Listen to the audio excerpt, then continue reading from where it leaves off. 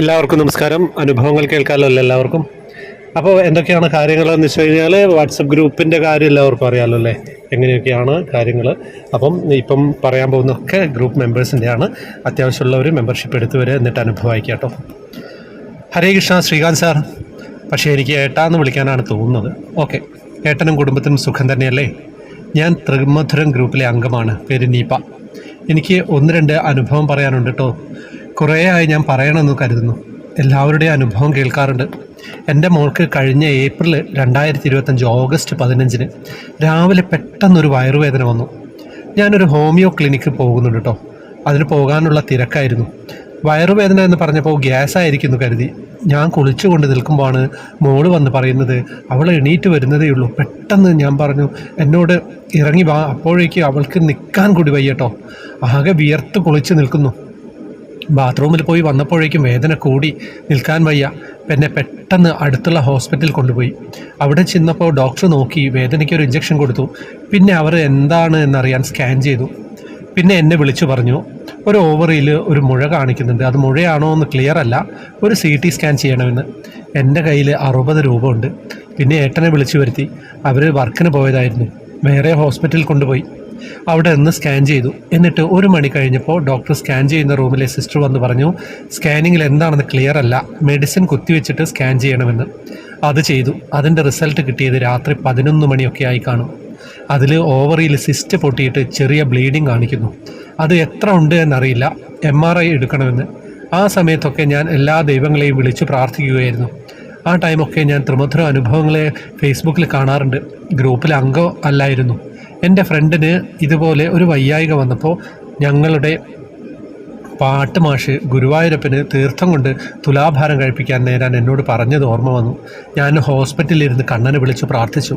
നാളെ MRI കൂടി എടുത്തു. ഒരു കുഴപ്പമില്ല എന്ന് ഡോക്ടർ പറയണേ, ഞാൻ തീർത്ഥം കൊണ്ട് തുലാഭാരം കഴിച്ചോളാമെന്ന്. ഞങ്ങൾ CT എടുക്കാൻ പോയപ്പോൾ ഹോസ്പിറ്റലിൽ MRI ഇല്ല. വേറെ ഹോസ്പിറ്റലിൽ പോകാൻ മോളെയും കൊണ്ട് രാത്രി 1 മണിയായി വീട്ടിലെത്തി. പിറ്റേ ദിവസം രാവിലെ പോയി. അവിടെ ചെന്നപ്പോൾ തലേ ദിവസം CT എടുത്തതുകൊണ്ട് മെഡിസിൻ കുത്തിവെച്ചായിരുന്നു. അതുകൊണ്ട് 24 മണിക്കൂർ കഴിയണമെന്ന്. രാത്രി 8:30 ആകുമ്പോൾ വരാൻ പറഞ്ഞു. തിരിച്ചു പോയി. രാത്രി പോയി എടുത്തുട്ടോ. പിറ്റേ ദിവസം ഡോക്ടറെ കാണിച്ചു. കുഴപ്പമൊന്നുമില്ല, മെഡിസിൻ കഴിച്ചാൽ മതിയെന്ന് പറഞ്ഞു. തലേ ദിവസം ഡോക്ടർ പറഞ്ഞിരുന്നു ചിലപ്പോൾ സർജറി വേണ്ടി വരുമെന്ന്. അങ്ങനെ പിന്നെ സാമ്പത്തിക പ്രശ്നം കാരണം നവംബറിലാണ് പോയത്. ഇനിയാണ് എൻ്റെ അനുഭവം സാർ. കുറച്ച് നീണ്ടുപോയി എന്നറിയാം, ക്ഷമിക്കണം സാർ. ഞാനും എൻ്റെ ഏട്ടനും മോളും പിന്നെ എൻ്റെ അച്ഛൻ അമ്മ അവർ തൃശ്ശൂരാണ് താമസം. ഞങ്ങൾ പാലക്കാട്. അവരവിടെ എത്തി. ഞങ്ങൾ രാവിലെ 5:10 ഇവിടെ നിന്ന് ഗുരുവായൂരിൽ ബസ്സുണ്ട്. അവിടെ നിന്ന് 7:15 എത്തി. വരിയിൽ നിന്നു കുറേ കണ്ണനെ കണ്ടു തൊഴുതു. പക്ഷേ കണ്ണൻ്റെ നടയിൽ എന്താണെന്നറിയില്ല. കയറിയപ്പോൾ സങ്കടം കൊണ്ട് എൻ്റെ കണ്ണ് നിറഞ്ഞു. ഭഗവാൻ ഏത് രൂപത്തിലാണെന്ന് പോലും കണ്ടിട്ടില്ല. പിന്നെ ഞങ്ങൾ തൊഴുത് ഇറങ്ങി. പിന്നെ തുലാഭാരം നടത്താൻ പോയി. ഏട്ടനും അച്ഛനും പായസമൊക്കെ വാങ്ങി പുറത്തുണ്ടാകുമെന്ന് പറഞ്ഞു പോയി. അന്ന് ഞങ്ങളുടെ കയ്യിൽ ഒരുപാട് പൈസ ഒന്നുമില്ല കേട്ടോ. ക്യൂവിൽ നിന്ന് ഞാനും മോളും അമ്മയും അവിടെ എഴുതി വെച്ചിട്ടുണ്ട്. എത്ര രൂപയ്ക്കാണെന്ന് ഞങ്ങൾ നോക്കുമ്പോൾ ആ തീർത്ഥത്തിൻ്റെ തുലാഭാരം നോക്കുമ്പോൾ തീർത്ഥം 80 രൂപയാണ്. 1 ലിറ്ററിന് മോള് പറഞ്ഞു. അപ്പോൾ ഞാൻ 62 കിലോ ഇല്ലേ, അപ്പം എങ്ങനെയാ, എത്ര രൂപയാകും? ഞാൻ ആകെ ടെൻഷനായി. അമ്മയുടെ കയ്യിലും പൈസ കുറവാണ്. ഏട്ടനാണെങ്കിൽ പുറത്ത്. ഞങ്ങൾ വാതിൽക്കൽ എത്താനായി. എന്ത് ചെയ്യും? എൻ്റെ അമ്മ മകളോട് പറഞ്ഞു, നാട്ടിൽ തട്ടിൽ കയറിയിരിക്കുമ്പോൾ ഭഗവാനെ നല്ലോണം വിളിച്ചാൽ മതിയെന്ന്. എന്നിട്ട് ഭഗവാന്റെ തുലാഭാരം നടന്ന കഥ പറഞ്ഞു കൊടുത്തു. ഞാനും വിളിച്ചു, ഭഗവാനെ എൻ്റെ കയ്യിൽ പൈസ കൂടുതലില്ല എന്ന്.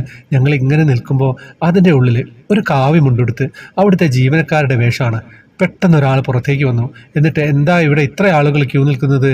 എല്ലാവരും കൂടെ നിൽക്കണ്ട, വഴിപാടുള്ളവർ കൂടെ 1-2 പേര് എന്ന് പറഞ്ഞു. പഴം കൊണ്ട് തുലാഭാരമുള്ളവർ ഒരു സൈഡിൽ മാറി നിൽക്കാൻ. എന്നിട്ട് ഞങ്ങളെ നോക്കി, നിങ്ങൾ തീർത്ഥം കൊണ്ടല്ലേ എന്നൊരു ചോദ്യം. ഞങ്ങൾ അന്തം വിട്ടു. അദ്ദേഹം പറഞ്ഞു, ഇങ്ങോട്ട് കയറി നിൽക്കൂ, അടുത്തതാണ്. എൻ്റേത് പറഞ്ഞു. ഞാൻ അവരുടെ അടുത്തേക്ക് ചെന്ന് ചോദിച്ചു, ഞങ്ങൾ തീർത്ഥം കൊണ്ടാണ് എന്ന് എങ്ങനെ മനസ്സിലായി എന്ന് ചോദിച്ചു. എനിക്ക് മോൾക്കും മാത്രമേ അറിയുള്ളൂ കേട്ടോ. അതൊക്കെ എനിക്കറിയാമെന്ന് പറഞ്ഞുകൊണ്ട് എനിക്ക് കരച്ചിൽ വന്നു. എന്താ കഥ? മുകളിൽ കയറി ഇരുന്നു. ഞാൻ കണ്ണു നിറഞ്ഞുകൊണ്ട് തൊഴുതു നിന്നു. അവളെ തട്ടിൽ നിന്ന് ഇറക്കി പൈസ വെച്ചോളൂ എന്ന് പറഞ്ഞു. ഞാൻ അങ്ങോട്ട് ചെന്ന് ചോദിച്ചു എത്രയായിന്ന്. അപ്പോൾ അവർ പറഞ്ഞു 150 രൂപ. ഞാൻ കരഞ്ഞു പോയി സാർ. അത് കൊടുത്ത് പുറത്ത് വന്നിട്ട് എനിക്ക് കരച്ചിലടക്കാൻ വയ്യ. എൻ്റെ അമ്മ കരഞ്ഞു. എൻ്റെ കണ്ണൻ എൻ്റെ സങ്കടം പ്രാർത്ഥനയെ എല്ലാം കേട്ടു. ഹരേ കൃഷ്ണ, സർവം ശ്രീകൃഷ്ണ അർപ്പണമസ്തു. കുറച്ച് കൂടിപ്പോയി അറിയാം, ക്ഷമിക്കണം സാർ. കൂടിപ്പോയതല്ലായിരുന്നു പ്രശ്നം, എഴുത്തിൽ ചില ഭാഗങ്ങൾ ക്ലിയർ ആയിരുന്നില്ല എന്നുള്ളതാണ് പ്രശ്നം. അത് കേട്ടപ്പോഴും മനസ്സിലായിട്ടുണ്ടാവും. പക്ഷേ അനുഭവത്തിൻ്റെ ഒരു തീവ്രത കൊണ്ട് അതൊന്നും ഒരു പ്രശ്നമല്ല എന്നുള്ളതാണ് സത്യം. നമ്മൾ കരച്ചിൽ ഭഗവാനെ അത്രയും കഷ്ടപ്പാടുള്ള സമയത്തൊക്കെ ഭഗവാനെ അറിയാതെ വിളിക്കും. കാവ്യമുണ്ടെടുത്ത രീതിയിൽ ഒരാൾ പുറത്തേക്ക് വന്ന് ആ ഒരു ചോദ്യം ചോദിച്ചപ്പോൾ തന്നെ എല്ലാ സങ്കടങ്ങളും മാറിയില്ലേ. എന്താ കഥ? ഒന്നും പറയാനില്ല. ഹരേ കൃഷ്ണ.